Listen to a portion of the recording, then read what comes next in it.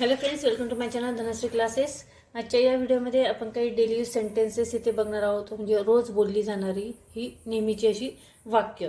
ठीक आहे. यातील पहिलं जे वाक्य आहे ते आहे बघा, पैसे झाडाला उगत नाही किंवा लागत नाही. असं जे वाक्य आहे ते आपण मराठीचं वाक्य इंग्रजीमध्ये कसं लिहिणार? पैसे, पैसे याला आपण काय म्हणतो? मनी. या वाक्यातलं कर्ता आहे पैसे, मग तो आपण एक नंबरला लिहितो.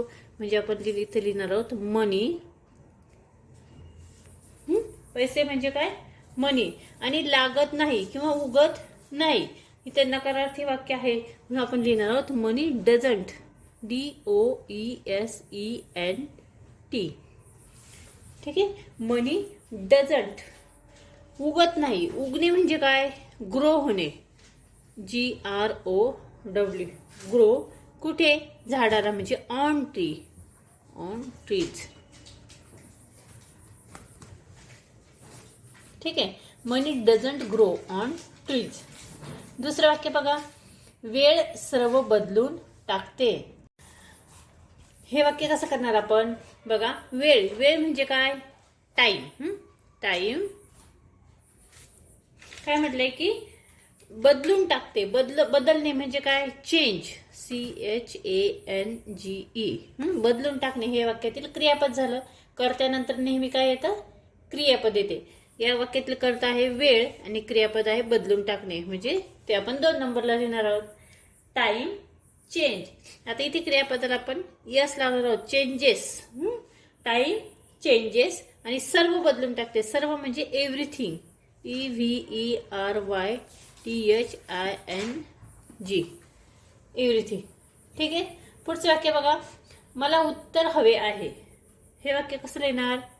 मला उत्तर हवे आहे. मला म्हणजे काय? आय. हवे आहे म्हणजे काय? नीड. NEED. I need. आणि उत्तर काय हवे आहे? उत्तर म्हणजे आन्सर. ANSWER. ठीक आहे.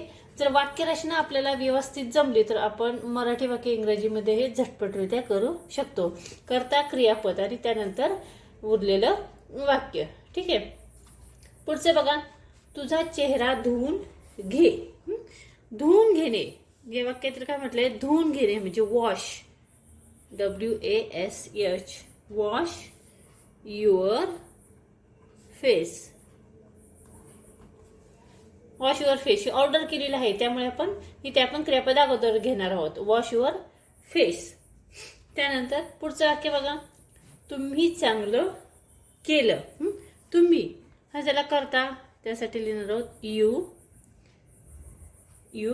आता चांगले केलं म्हणजे काय? करणे म्हणजे डीड. केलं क्रियापद आहे. केलं म्हणजे क्रिया झालेली आहे, म्हणजे भूतकाळातील वाक्य आहे. मग डूचं काय होईल? डीड होणार. केलं, करणे म्हणजे काय? डू. आणि केलं म्हणजे डीड.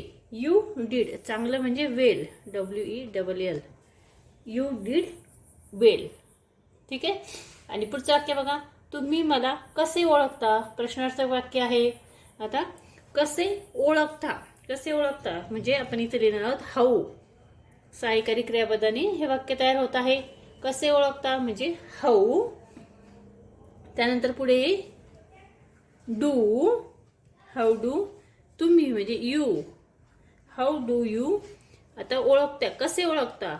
मला कसे ओळखता म्हणजे नो मी.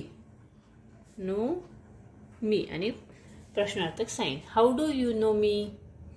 आणि लास्ट सेंटेन्स बघूया, मी ठीक आहे. अगदी सोपं वाक्य आहे. मी ठीक आहे म्हणजे आय. करता आहे मी म्हणजे आय. त्यानंतर सहाय्यकारी क्रियापद येईल एम. आणि ठीक आहे म्हणजे फाईन. I am fine. ठीक आहे. अशा पद्धतीने आपण ही काही इथे सेंटेन्सेस बघितलेले आहेत. रोज बोलली जाणारी अशी छोटी छोटी वाक्य ती आपण मराठीची वाक्य इथे इंग्रजीमध्ये तयार केलेली आहेत. हा व्हिडिओ कसा वाटला कमेंट्स करून नक्की कळवा. व्हिडिओ आवडला तर व्हिडिओला लाईक करा, शेअर करा.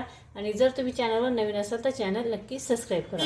पुन्हा भेटूया पुढच्या व्हिडिओमध्ये.